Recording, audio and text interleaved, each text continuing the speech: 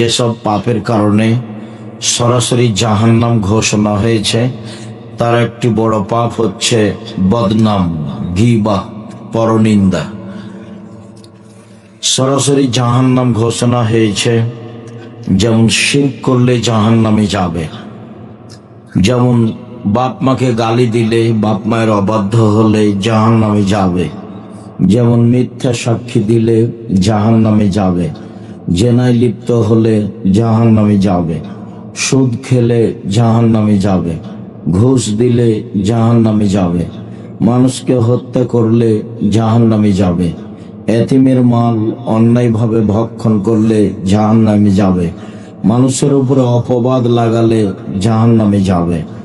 জাহান্নামে যাবে বলে যেসব পাপের কথা উল্লেখ হয়েছে, তার একটি বড় পাপ হচ্ছে বদনাম, গীবাত।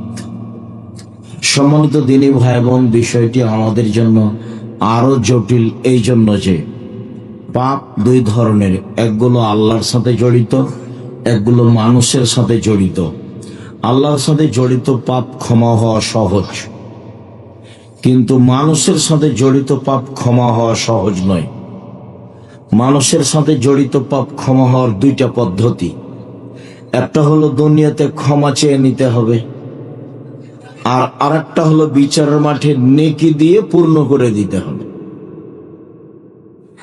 মানুষের সাথে জড়িত পাপের ক্ষমার পদ্ধতি দুইটা। একটা হলো দুনিয়াতে হাত ধরে ক্ষমা নিতে হবে, আর না হয় বিচারের মাঠে নেকি দিয়ে পূর্ণ করে দিতে হবে। আর আল্লাহর কাছে ক্ষমা নেওয়ার পদ্ধতি এগুলো নয়। পাপ হয়ে গেছে বড় থেকে বড়, আল্লাহ তুমি ক্ষমা করো, আমি তওবা করছি। আল্লাহ বলবেন ঠিক আছে, করলাম। বিচারের মাঠেও তিনি ক্ষমা করে দিতে পারেন, মানে তাকে নেকি বুঝিয়ে দেওয়া লাগবে না। কিন্তু আমি যদি কারোর বদনাম গীবাত করে থাকি, তাহলে তার হাত ধরে ক্ষমা নিতে হবে, অন্যথায় বিচারের মাঠে আমার নেকি দিয়ে সেটা পূর্ণ করে দিতে হবে। আবু হুরায়রা রাদিয়াল্লাহু তাআলা আনহু বলেন, রাসূল সাল্লাল্লাহু আলাইহি সাল্লাম একদা বললেন, হাল তাদুরুনা মাল গীবাত, সঙ্গী সাথী বলতে পারো গীবাত কাকে বলে? সঙ্গী সাথী বলতে পারো বদনাম, পরনিন্দা কাকে বলে?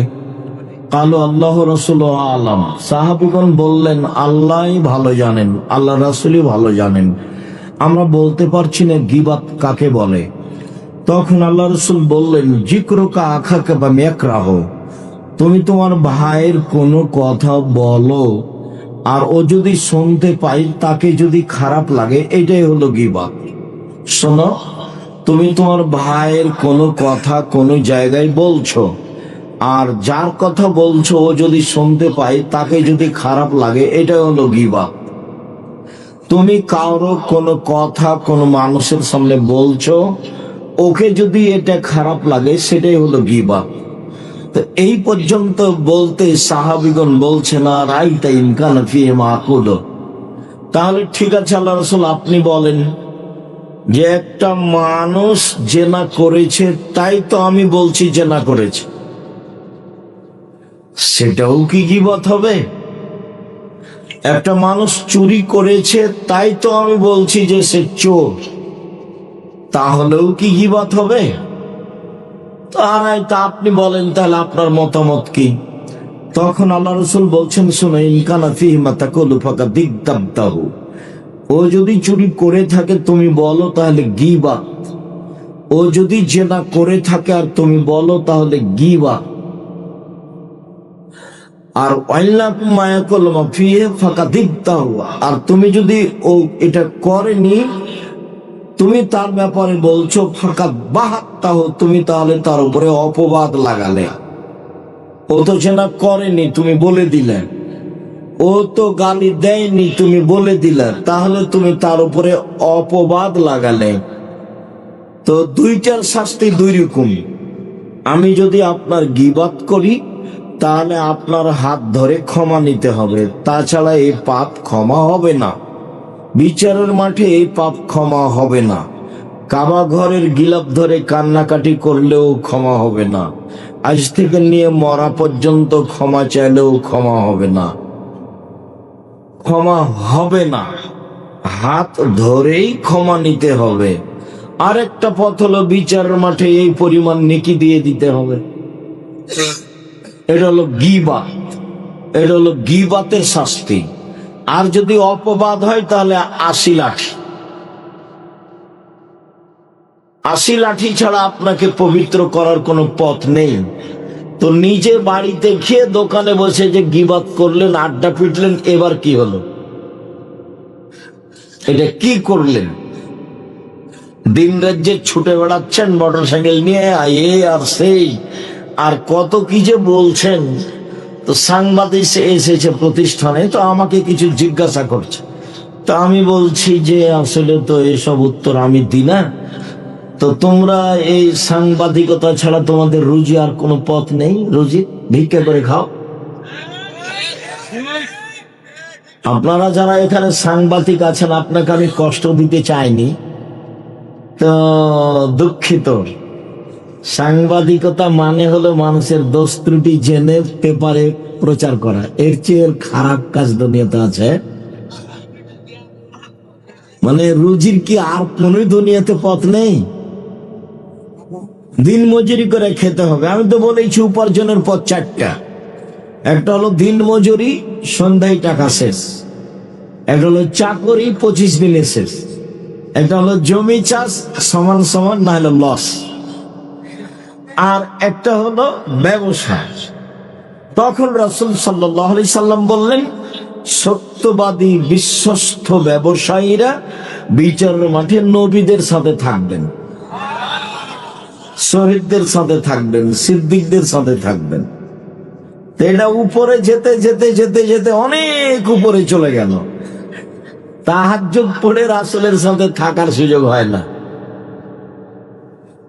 একটা পথ আল্লাহ রাসূল সহজভাবে বলেছেন রাসূলের সাথে থাকার। কেউ যদি ২টা মেয়ের লালন পালন করে, ২টা মেয়ের লালন পালন বিবাহ শাদী দিয়ে দেয়, তাহলে আমি মুহাম্মদ সাল্লাল্লাহু আলাইহি সাল্লাম আর ওই পিতা জান্নাতে একসাথে এভাবে থাকবো। ২টা আঙ্গুলকে তিনি জমা করে দেখালেন। তো এখন বাপে তো মনে করেছে যে ছেলে মেয়ের বিবাহ দেওয়া পর্যন্ত, এইটা নয়।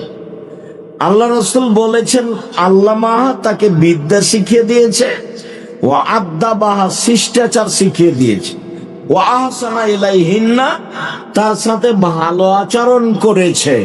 তাহলে এই পিতা আর আমি জান্নাতে একসাথে থাকবো। তো বাপ তো জানে না বিদ্যা কাকে বলে, বাপ তো জানে না শিষ্টাচার কাকে বলে, তো কি শিখাবে তাহলে? সকালে গিয়ে মেয়ে তো আপনার যত স্কুল কলেজ আছে গোদাগাড়ি, চাঁপাইনবাবগঞ্জ, বাংলাদেশে মেয়েরা সকালে গিয়ে বলছে, ও কালিমা তোমার আকাশ, ও কালিমা তোমার বাতাস। তাহলে কি বাপ ভালো শিখিয়ে দিতে পারলো? সকালে মেয়েকে বলছে, তুই বল যে আল্লাহ এক নয়, কালিমাও আল্লাহ। নাউজুবিল্লাহ। মেয়ে এখন সকালে গিয়ে বলছে কালিমাও আল্লাহ, কালিমা বাতাস দিতে পারে, কালিমা ঝড় বৃষ্টি দিতে পারে, কালিমা কল্যাণ দিতে পারে। তো ঝড় বৃষ্টি কল্যাণ কে দিতে পারে? আল্লাহ। তো মেয়ে যে বলছে স্কুলে গিয়ে যে কালিমার আকাশ, কালিমার বাতাস। ছেলে মেয়ে জাতির কল্যাণের জন্য মানুষ করেন, এভাবে মানুষ করছেন কেন? ওকে চোর বানাচ্ছেন, প্রতারক বানাচ্ছেন, ধোঁকাবাজ বানাচ্ছেন। বিদ্যা বুঝতে পারলেন না কাকে বলে? শিষ্টাচার। আপনি তো নিজেও জানেন না শিষ্টাচার কাকে বলে, তো মেয়েকে কি শিষ্টাচার শিখাবেন? বলে এটা কি জায়গা, জায়গাটার নাম কি? মাটি কাটা। আর এই মাঠটা হচ্ছে মাটি কাটা কলেজ মাঠ। তো এখানে আশেপাশে যেসব বাড়ি আপনাদের মেয়েরা যারা এসেছে, যারা ঢং ঢং করে চলে গেছে, এরা সবাই ধরেন যে আপনার মেয়ের নখটা বড় আছে, বলেন এটা কোন শিষ্টাচার? নখে নেইল পালিশ আছে, বলেন এটা কোন শিষ্টাচার?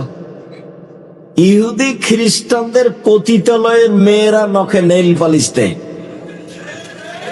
ইহুদি খ্রিস্টানদের পতিতালয়ের মেয়েরা নখে নেইল পালিশ দেয়। ইহুদি খ্রিস্টানদের পতিতালয়ের মেয়েরা নখে নেইল পালিশ দেয়। তা আপনার মেয়েও নখে নেইল পালিশ দিয়েছে, বলেন এটা কোন শিষ্টাচার? দুঃখিত। ভ্যানিটি ব্যাগ নিয়ে সাজগোজ করে ঘুরে বেড়াচ্ছে, আজও ঘুরে বেড়াচ্ছে, দোকানপাটে এদিকে ওদিকে ঘুরছে, বলেন এটা কোন শিষ্টাচার? পরচুলা মাথা দিয়ে বড় করে খোপা বেঁধেছে, বলেন এটা কোন শিষ্টাচার? আল্লাহ রাসূল বলছেন লানাল্লাহু আলাল ওয়াসিমাতি ওয়াল মুস্তাসিমাতি ওয়াল ওয়াসিলাতি ওয়াল মুস্তাসিমাতি ওয়াল মুতানাম্মিসাতি ওয়াল মুতাফাল্লিজাত। যেসব মেয়েরা উল্কি করে তাদের উপরে অভিশাপ, যেসব মেয়েরা পরচুলা ব্যবহার করে তাদের উপরে অভিশাপ, যেসব মেয়েরা ভুরু তুলে চিকন করে তাদের উপরে অভিশাপ, যেসব মেয়েরা দাঁত ছিলে চিকন করে তাদের উপরে অভিশাপ, যেসব মেয়েরা বেরেসিয়ার কোষে নিজেকে কম বয়সের দেখায় তাদের উপরে অভিশাপ, যারা উঁচা স্যান্ডেল পরে নিজেকে লম্বা দেখায় তাদের উপরে অভিশাপ, যারা এসব ঢং অবলম্বন করে তাদের উপরে অভিশাপ। তো মেয়ে তো জাহান্নামে চলেই গেছে, আপনিও তার সাথে আছেন, এবার জান্নাত নবীর সাথে হবে কিভাবে? এইভাবে মেয়ে মানুষ করে হবে? মেয়ে তো আপনার, মেয়েটি হিন্দুর, ফ্যাশন বোরকা পরে ঘুরে বেড়ায়, ওই আপনার গোদাগাড়ি বাজারে যায়, মহিষাল বাড়ি বাজারে যায়। আপনার মেয়ে তো হিন্দুর নাকি মেয়ে? ও কি ইহুদির মেয়ে? ও কি খ্রিস্টানের মেয়ে? শরম পাচ্ছেন কেন? শরম পাবেন কেন? আপনি তো বাপ, আপনাকে তো আমি বাপ মনে করি। যদি আমি দুঃখে বলি যে আপনাকে যেন বাপ না বলে, আব্বা না বলে, চাচা বলে, এটা আমার দুঃখ, এটা আমার আফসোস।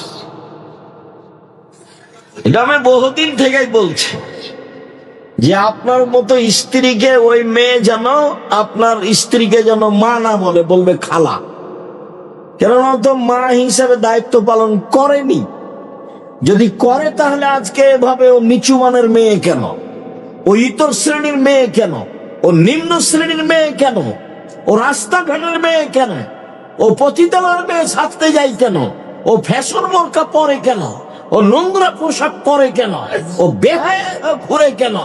ও চুল দেখিয়ে মানুষকে চলে কি করে? পুরুষের পোশাক পরে কেন? ওটা মা নয়, ওকে খালা বলা অপরাধ, আপনাকে বাপ বলা অপরাধ। নিজের মেয়েকে পোশাক পরাতে পারেননি, বাপ বলছেন আপনি? কি হিসেবে আপনি বলেন? আব্দুর রাজ্জাক সাহেব, আমার 2টা মেয়ে আছে, লালন পালন করেছি, বিবাহ দিয়েছি, তাহলে আমিও নবীর সাথে থাকবো। কথা তো ঠিক, কিন্তু মেয়ের যা অবস্থা তো জাহান্নামে চলেই গেছে। ইয়া মাশার নিসা তাসাদদাকনা ফাইন উরিতুকুন্না আকসালা আহলিন নারে। হে মহিলারা শোনো, তোমরা দান করে জাহান্নাম থেকে বাঁচো, তোমাদের অধিকাংশ নারী জাহান্নামী। জাহান্নাম বলতে নারী আর নারী, জাহান্নাম বলতে নারী আর নারী, জাহান্নাম বলতে শুধু নারীকেই বুঝায়, মহিলাকেই বুঝায়। যদিও মহিলাদের জান্নাতে যাওয়া সহজ পথ, 4টা কাজ করলে জান্নাতে চলে যাবে। 1, 5 ওয়াক্ত সালাত, 2, রমজান মাসের সিয়াম রোজা, 3, স্বামীকে মেনে চলা, 4, জেনায় লিপ্ত না হওয়া, জান্নাতের সব দরজা খোলা।